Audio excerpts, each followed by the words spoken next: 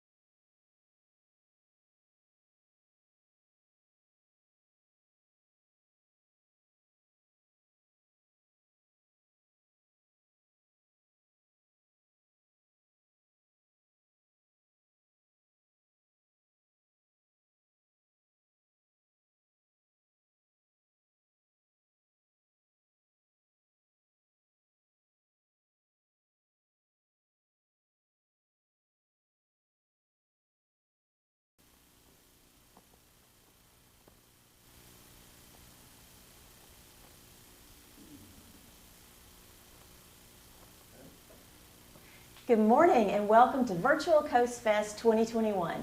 Coming to you live from the Georgia DNR's Coastal Regional Headquarters here in Brunswick. I'm Leah King-Bedina with Keep Golden Isles Beautiful, and I'll be your guest host today on this little adventure. I'm excited to be here with Paul and Beth from DNR's Coastal Resources Division. Paul, why don't you tell us a little bit about yourself? Sure. So my name is Paul Tobler. I'm a coastal permit coordinator here at DNR. I've been here for 5 years, actually next week. Anniversary. Thank you very much. I've done projects all the way across the board. We regulate the Coastal Marshlands Protection Act. We've done large marinas. We've done all sorts of stuff with Georgia Power, Georgia Department of Transportation, all the way across the board. And I'm very happy to be a native and helping out. And you like your job, it sounds like. I love it. I love it. It's about 4 blocks away from where I grew up. Fantastic. So I couldn't be happier. And we're glad you're here with all of us today. And Beth, tell us a little bit about yourself. I'm Beth Burns. I'm also a coastal permit coordinator here with Coastal Resources Division. I'm relatively new. I'm just under a year now here. I've been training under this guy, so he's been easy to work for, and it's been nice showing me around and learning a little bit more about the Georgia coast here.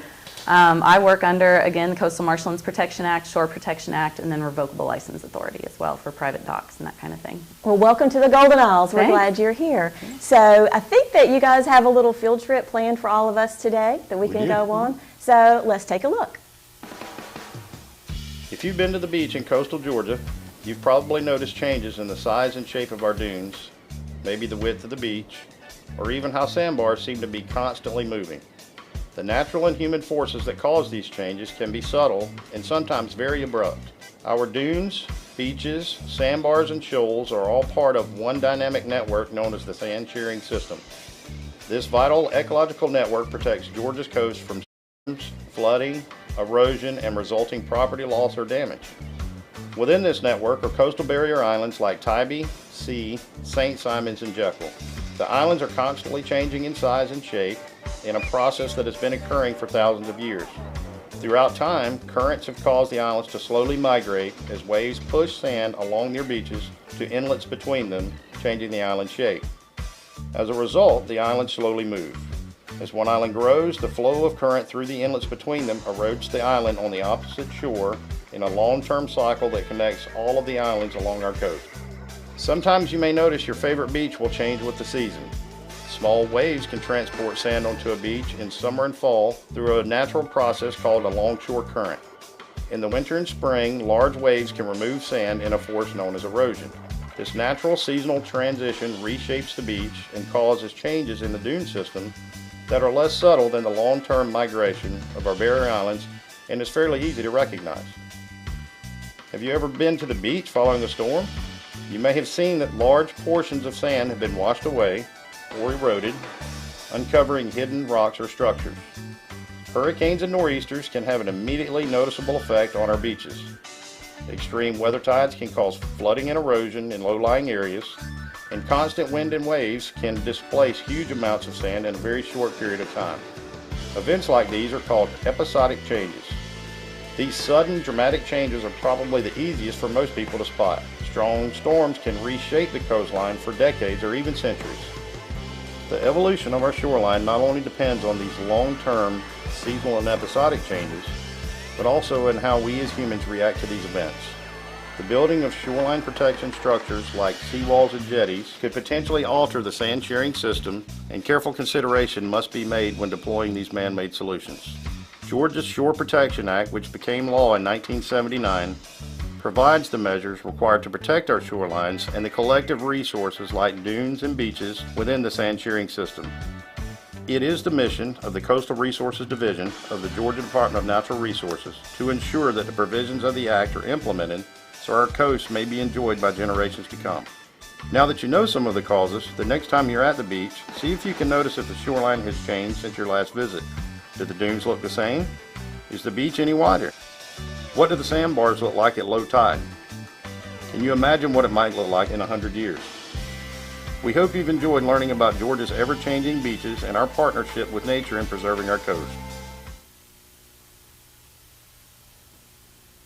What a great reminder and video.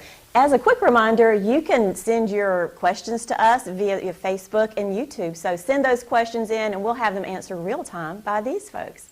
And while we're waiting on some questions from you all, we have a couple to get started with. So just how old are Georgia's barrier islands? That's a very good question, and that's something that can be debated as well. So it really kind of depends. And in Georgia, we talk about the Pleistocene epoch and then also the Holocene epoch. And so the difference is there, that's going to be time periods. So the older islands are going to be closer to the mainland, and those are going to be around 40,000 years old. And then the younger islands, still 4,000 to 5,000 years old, are going to be along the shoreline as well. And those are smaller, and those are actually still actively building today as well. And they're all changing constantly. So it just is a matter of sea level rise and how that has played out through the many years. Sounds like we really have some age around here on our islands. That's pretty exciting. So we see the dunes when we go to the beach, the sand dunes. About how high can a sand dune get? You know, I'm going to speak from personal experience. The biggest sand dune I've ever seen here on the Georgia coast was on the eastern side of Blackbeard Island. It was probably 80, 90 feet tall. That's pretty big. And there's actually an actively accreting dune on the northern tip of Little Cumberland Island that is currently covering up over 100-year-old lighthouse right now. So the that dune, gives you an idea. The dune is covering up the lighthouse. It is currently covering up the lighthouse. That's a great visual of just how high dunes can get, I would right. say. So in your opinion, what island has changed the most in the past 100 years? And feel free, either one of you, to answer. I think the first thing to point out is that only 4 of our islands here in Georgia are accessible by vehicle. The rest are boat-only traffic. So I think when we're talking about the last 100 years, we have to talk about those islands that are easy to get to and therefore easy to develop and desirable for people to live on. I think you could probably say that all 4 of those islands have had huge expansions just in the last couple decades, and that's coast-wide.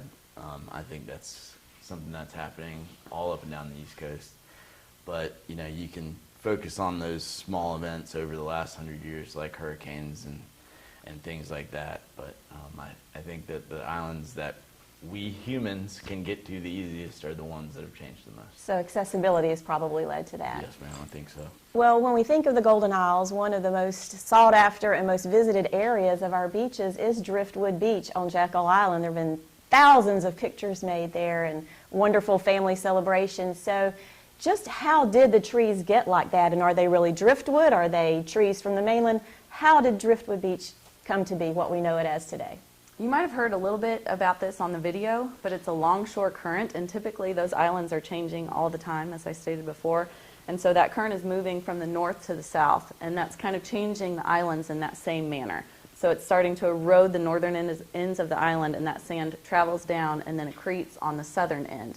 And you're seeing that with Jekyll Island there at Driftwood Beach too. And so even though that was once a maritime forest, that's slowly being eroded away, and those trees are falling in, and then of course weathering with the process as well. And So instead, I'm sorry, go ahead. Oh, I'm sorry.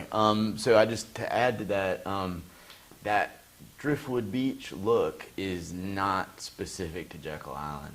Again, that's one of the things that lets us see it all the time and take those beautiful pictures is the accessibility of the island, but it's a naturally occurring process that you can see all up and down the barrier islands. any on of the our coast. islands. Yes, ma'am. But because of the accessibility and, you know, tourist attraction and all that, we gravitate towards Driftwood Beach on Jekyll. And take beautiful photographs. We do, yeah. Well, I think that's interesting that it's not driftwood coming in from the ocean currents, that it's what's left of the maritime forest. That's a really, really cool fact for folks to remember and tell their friends and family. So we're learning a lot here today. What would you say, what major episodic event has caused the most property damage to our barrier islands or our islands here in Georgia? I think in recent history, we can go to, I think everybody can remember the last 2 hurricanes and a tropical storm we had right in a row. Obviously, our memories are short, and that caused a whole lot of property damage on those islands that are accessible and the ones that are only boat accessible. But I think we forget that when the population density wasn't as high back in 1967, we had Hurricane Dora come through, which caused a ton of damage on all our barrier islands and actually was the facilitator for the federal government to step in and create what we all know now as the Johnson Rocks. All of that revetment was a federal project in reaction to the property damage from Hurricane Dora. That's an interesting fact because I think most of us have seen the Johnson Rocks, we've played on the Johnson Rocks, we've jumped on the Johnson Rocks, we've skinned our knees on the Johnson Rocks. So now we know why we have the Johnson Rocks here. So here's a question that is just ready for you guys specifically. Do you need to get permission to build a dock or a seawall? I'm sure this is something you deal with on a daily basis, so let us know the information. Yes, absolutely, and that's the reason we are here and we have the positions we're in right now is because you do have to do that. And part of the reason that we do that is because all of those areas are public trust. And so we're advocates for that public trust area, and we have to regulate how that's done in order to protect that for recreational use, for the continued economy, for the shrimp industry, fishing industry, also then too just for the habitat that provides for those species. So for us to do that, we actually fall under the Shore Protection Act, the Coastal Marshlands Protection Act, and then Revocable License Authority.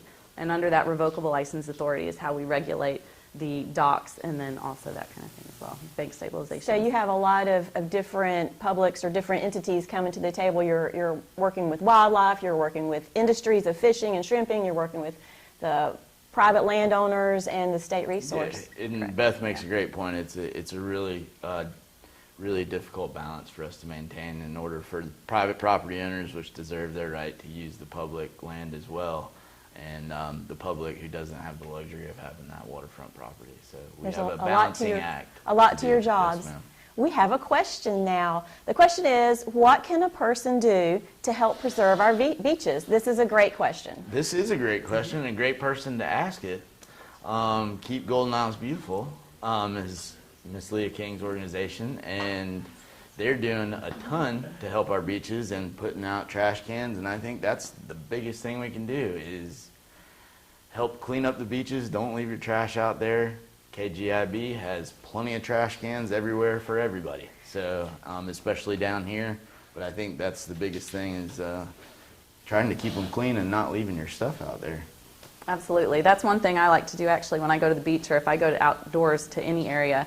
A lot of times I'll pack a trash bag in my backpack and then I'll just pick up trash as I go throughout the day as well. You know, that's such a good habit to establish is to pack in, pack out, carry in, carry out, bring out what you carry in, and then take an extra bag and pick up what other people have left behind, which is a great thing that anybody can do of any age, and it's indicative of how the Department of Natural Resources and Keep Golden Isles Beautiful works together with volunteers and staff to help keep our beaches as clean and healthy as possible. So we have another question here. Just what is accretion? That's a very interesting word, so let us know what we need to know.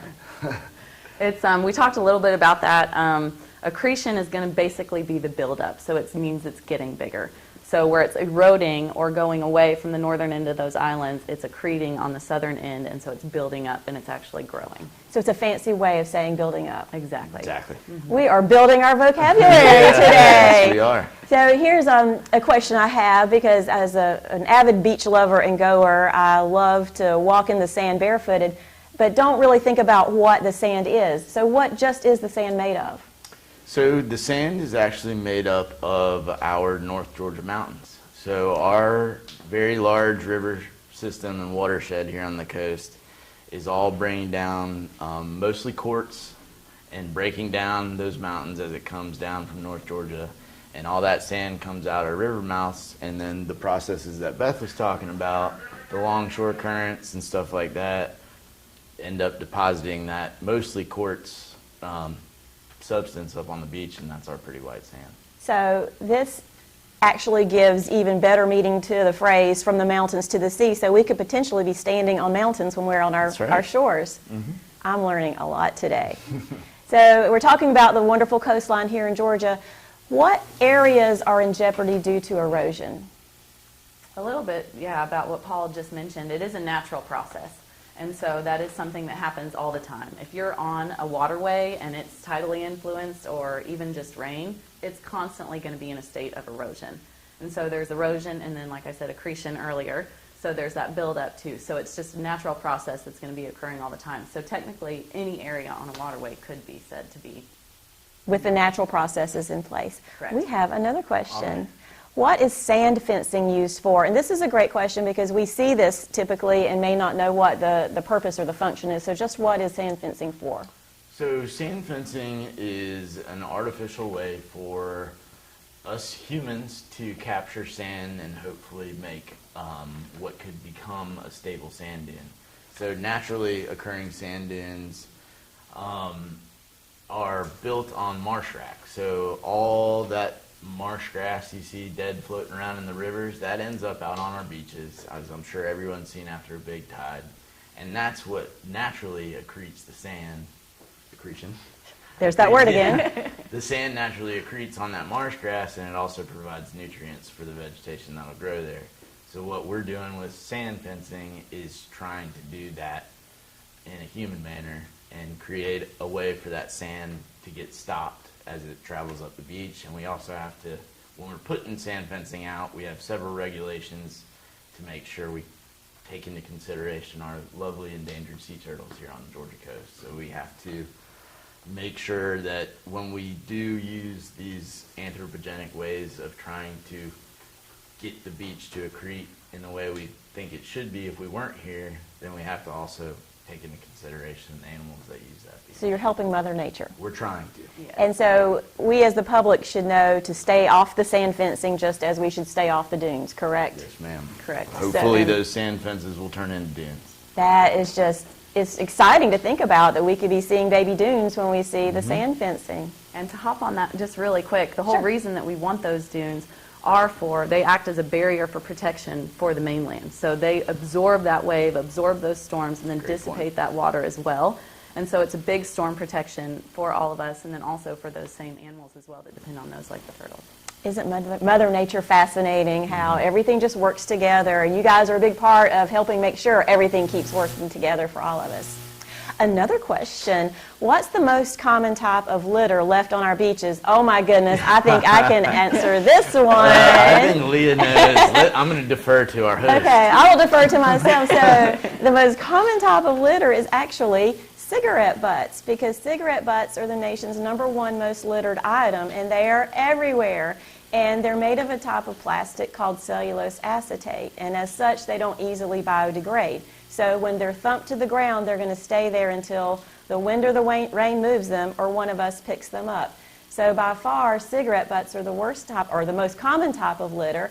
And really quickly, also their primary function is to keep the carcinogens and toxins from the smoker's lungs. So when they're on the ground and get wet, those toxins leach. So now they're toxic litter. So we want to remind folks not to flick their cigarette butts, and also pack in, pack out with their items on the beach, and don't leave anything behind. So that's a great question about the litter. Thanks, Leah.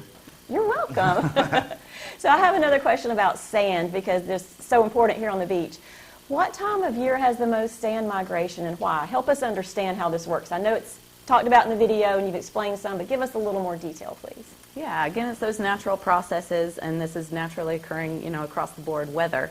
But in the summertime, we get the southwestern prevailing winds that are actually pushing out towards the shore, and so then, therefore, it's causing the dunes to accrete in the summertime. Yeah, and along with those southwest winds in the summer, that's why you'll see our beaches, those tiny little waves that everybody can't figure out why we don't have waves here. We're on Right. this really long continental shelf here, and those little waves push the sand up and then never get big enough to take it away.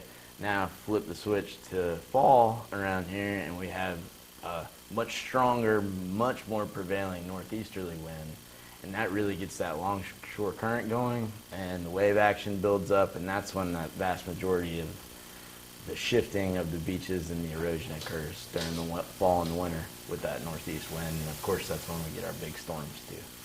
There's just so much to learn about our own backyard. So those are the ends of our questions for this morning, and I want to just ask you guys before we leave, how did you get started in your fields? You both obviously love what you do and have an interest, so Paul, tell me first, and then Beth, we'll knock it over to you. So like I said in the beginning, I was born and raised here. I grew up right in downtown Brunswick my whole life. My mom was a marine biologist, a retired marine biologist now. I got to go on a lot of field trips, whether I wanted to or not. So I have it in my blood, and when I got to an age where I wanted to decide what I wanted to do, I want to protect this place that I love so much, and this is the best way I know how. Fantastic answer. We love your passion and your commitment. Beth, how about you? Tell us how you arrived here. Yeah, sort of the same way. I grew up going outdoors. My parents were constantly pushing me outdoors, and so I had a natural love for it from a child. And then when I grew up and went to college, I found out that I could work in the field. And so then That's a good part of it, yeah, too, and so outside. then I started working outside, and I started traveling around working at different parks. And I've worked on the plains, I've worked in the mountains, and then now I'm lucky enough to be here on the Georgia coast as well. And so I've had some beautiful, amazing environments all around, and so I just love to put myself in those fields and give that opportunity for protection. Well, welcome to the Golden Isles, and we are certainly lucky in the state of Georgia to have you two working on our behalf for our natural resources. Thanks. We'd like to give a shout out to St. Francis and Needwood Middle School for this wonderful CoastFest art you see behind us. They've done a great job, and we appreciate that. And that's all the time we have for this session. And we'd like to thank both Paul and Beth for the great information about changing beaches. And thank you all for your questions. And just remember, if you have more questions, call the DNR Coastal Resources Division, check the website, and we look forward to seeing you soon. Happy CoastFest 2021. Happy CoastFest. Happy CoastFest.